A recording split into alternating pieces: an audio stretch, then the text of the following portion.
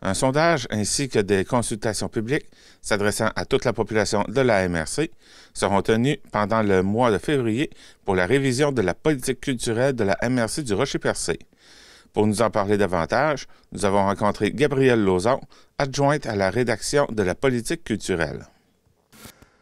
Alors, je suis en compagnie de Gabrielle Lauzon, adjointe à la rédaction de la politique culturelle. Bonjour. Bonjour, ça va bien? Oui, toi? Bien, merci. Donc, la politique culturelle, la courant culturel en fait la révision. Oui. C'est quoi ça, la politique culturelle de la MRC? La politique culturelle, c'est une reconnaissance publique de l'importance de la culture dans nos sociétés. Le Québec a une politique culturelle qui vient d'ailleurs de refaire, de réviser. Les MRC en ont généralement, les villes peuvent en avoir. Donc, c'est vraiment une reconnaissance publique. Mais plus concrètement, elle va aussi influencer les ententes de développement culturel. Donc, les actions plus concrètes qui vont être posées par les acteurs du milieu, dont la MRC, sur le territoire. Donc, ça touche quoi comme domaine, cette politique-là, la musique, Ça touche les arts, mais c'est pas une politique artistique, c'est vraiment une politique culturelle. La culture, c'est toutes sortes de choses. C'est notre manière de vivre ensemble, c'est nos manières de vivre le territoire. Ça peut être des techniques de pêche, ça peut être la manière dont on vit les saisons. C'est très, très large. C'est sûr qu'il y a une dimension artistique, mais c'est vraiment pas lié strictement aux arts. La révision, tu me disais tout à l'heure que la première a été faite en 2015. Ouais. Dans le fond, il faut la réviser à cause de quoi? C'est des choses qui changent? Oui, c'est ça. C'est important d'actualiser parce que nos sociétés évoluent, évidemment. Nos cultures évoluent. Je donne un exemple comme ça, l'essor du numérique. En 2015, ce n'était pas un enjeu comme ce l'est aujourd'hui. C'est omniprésent. Donc, c'est sûr que c'est important toujours de réfléchir en communauté, avec nos communautés, en collectivité, sur les manières dont notre culture, nos manières de faire, dont les arts se présentent également. Il y a une évolution qui se fait et puis il faut garder une mise à jour à chaque... Il ne faut pas attendre même après 10 ans parce qu'une société, ça évolue vite. Donc, pour faire cette révision-là, vous faites une consultation parce que c'est les citoyens, puis, comme vous me dites, les acteurs du milieu qui doivent... faire partie prenante, oui. Ouais. Donc, en fait, on fait plusieurs consultations. C'est important pour que la politique soit vraiment ancrée dans son milieu. C'est important qu'elle sache quels sont les besoins, quelles sont les ambitions également des citoyens et des acteurs du milieu. Donc, il faut vraiment qu'elles soient ancrées. Puis pour ça, on ne peut pas faire autrement que d'intégrer les gens dans la révision. Il va y avoir 5 consultations citoyennes, donc une dans chaque ville, à Sainte-Thérèse-de-Gaspé. En fait, ces consultations-là, on les a appelées les jeudis 5 à 7 de la politique culturelle parce qu'elles se passent tous les jeudis du mois de février, mais également le dernier jeudi du mois de janvier à Sainte-Thérèse-de-Gaspé. Donc, le 26 janvier, c'est dans la bibliothèque qui est dans l'école de Sainte-Thérèse. Le jeudi suivant, le 2 février, ça va être à Percé, dans la bibliothèque également, qui est dans l'hôtel de ville. Le jeudi 9 février, c'est à Port-Daniel-Gascon, dans la bibliothèque qui est aussi dans l'hôtel de ville. À Chandler, c'est donc le 16 février. La bibliothèque, elle est juste en face de l'école à Chandler, sur la 132. Et donc, finalement, à Grande-Rivière, le 23 février, à la bibliothèque qui est au complexe sportif de Grande-Rivière. Ça, c'est pour les consultations citoyennes. On invite évidemment quiconque a envie, des gens qui sont intéressés à la culture, des gens qui sont moins intéressés à la culture également sont les bienvenus. Ça va être dans une formule 5 à 7 très sympathique. On sait que les gens se déplacent, prennent de leur temps personnel pour venir. Donc, c'est sûr qu'on a envie de créer une ambiance sympathique pour remercier les gens de prendre de leur temps pour venir nous voir. On a également une consultation pour les organismes, précisément, qui va se tenir à Chandler le mercredi 15 février à la salle Thomas Morissette, qui est la scène de Sapinard. Elle est dans la polyvalente Monseigneur Sévigny, au 155 Monseigneur Ross. Et encore là, c'est bienvenu aux organismes, aux membres des CA, aux bénévoles également, les bénévoles des fêtes et festivals, les bénévoles des centres communautaires, les fermières, qui, comme je vous dis, ce n'est pas seulement les arts. Hein? Donc, on parle vraiment... donc, je pense aux fermières notamment, puis aux centres communautaires qui ont les 2 pieds vraiment dans la culture. Donc, on les inclut, on veut qu'ils se sentent bienvenus aux consultations. Et il va y avoir 2 consultations pour les artistes qui vont prendre la forme d'ateliers de fanzine. Les ateliers vont être animés par l'artiste Joël Henry. Une fanzine, c'est un petit livre auto-édité. Ça va être super intéressant. Joël en a fait plusieurs ateliers, puis c'est toujours vraiment agréable.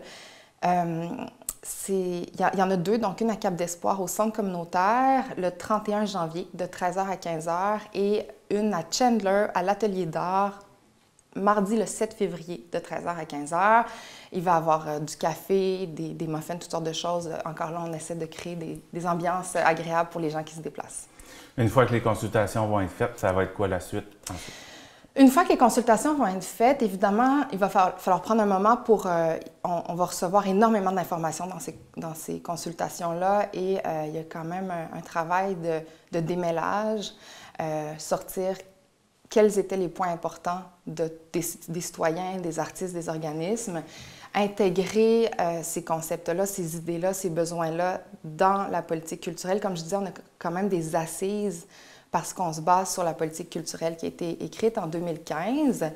Il y a certaines choses qu'on change, mais comme je disais, il faut adapter. Donc, on va aller chercher les informations qu'on va recevoir dans les consultations. La prochaine étape, c'est de les comprendre, c'est de vraiment les intégrer dans ce qu'on a déjà. Et puis ensuite, bien, on fait la rédaction, c'est-à-dire qu'on fait le portrait culturel de la MRC, on explique un petit peu c'est quoi le rôle de la MRC également. Donc, il y a quand même toute une partie de la politique culturelle qui situe les différentes... donc, le portrait de la MRC, le portrait culturel de la MRC, le rôle également qu'elle tient. On va rédiger ça. On va ensuite faire le lancement, donc la présenter aux citoyens. On a très, très hâte. On a un petit scoop aussi, c'est que l'illustration de la politique va être très, très innovante. Ça ne s'est jamais fait. On a fait affaire à un artiste de la MRC pour illustrer directement la politique. Donc, ça va être une véritable œuvre d'art. On essaie de faire une démarche très cohérente, donc d'intégrer les arts même et la culture à l'intérieur de la démarche de la révision. On ne dira pas encore c'est qui, mais plus tard, on a très, très hâte de partager la politique avec les gens. Une fois que ça va être mis, c'est la MRC qui va faire quelque chose avec ça? En fait, bien, il y a toute une démarche après ça un peu bureaucratique qu'il faut que ça soit entériné par les maires, par la MRC, par le ministère de la Culture également et des Communications pour que la politique soit entérinée, acceptée. Et puis, la prochaine étape, disons, un coup que la politique a été faite et acceptée, ça va être de réfléchir aux prochaines ententes de développement culturel, comme je disais. La politique en tant que telle, c'est un outil qui permet de réfléchir à long terme là, des actions. Donc, les ententes de développement culturel, d'habitude, c'est une entente qui est signée pour 3 ans. Il va y avoir, la dernière entente a été signée, il me semble, en 2018. Donc là, on est sur le bord, il faut qu'on fasse la prochaine. Là. Donc, c'est à ça que la politique va servir. Quelque chose que vous aimeriez ajouter? Non, à part qu'on a très hâte d'aller à la rencontre des gens, que si certaines personnes ont des questions, de ne pas hésiter à communiquer avec nous sur la page courriel de Courant culturel. Ça peut être également par courriel, donc par Facebook ou par courriel. J'ai oublié de mentionner aussi qu'on va sortir un sondage aujourd'hui. Il va y avoir 3 sondages, finalement, un sondage citoyen, un sondage pour les artistes, un sondage pour les organismes. Et en remplissant le sondage, les citoyens courent la chance de gagner un panier culturel d'une valeur de 250 $. Les artistes courent la chance de gagner un certificat cadeau avec Culture Gaspésie de 250 $. Donc, ça peut inclure, par exemple, le membership à Culture Gaspésie, qui est un organisme qui œuvre pour les artistes de toute la Gaspésie.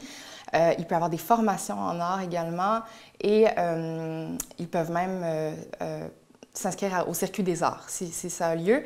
Les organismes, en remplissant le sondage, courent la chance de gagner une publicité à Bleu FM d'une durée d'1 semaine. C'est une valeur de 225 $. Bleu FM commandite la deuxième partie du prix. La MRC met Courant culturel, la MRC met 250 $ et Bleu FM met 250 $. Donc, c'est un court sondage. C'est une vingtaine de questions, oui ou non. Ça prend vraiment quelques minutes, entre 5 et 10 minutes, c'est très court. Puis les prix sont vraiment, je pense, très alléchants. Donc, ça va sortir en ligne aujourd'hui. Sur Facebook, évidemment, il va y avoir aussi des exemplaires papier à plusieurs endroits, notamment dans les hôtels de ville. Aux consultations, on va également remettre des sondages papier aux gens s'ils veulent participer au tirage, entre autres, en remplissant le sondage. Bien, Gabrielle Lauzon, merci beaucoup de votre passage en studio. C'est gentil, Jean-Denis. Bonne journée. Vous aussi. Vous êtes à la recherche d'un véhicule neuf? Vous recherchez la fiabilité au meilleur prix? Chez Automobile Mauger, c'est notre équipe qui fait la différence. Pour l'entretien de votre véhicule, le service aux pièces, le financement, des conseils avisés pour l'acquisition de votre véhicule, faites confiance à l'équipe Mauger Ford de Grande-Rivière. Venez rencontrer notre équipe d'expérience qui saura répondre à vos besoins et surtout vous offrir le meilleur service en Gaspésie.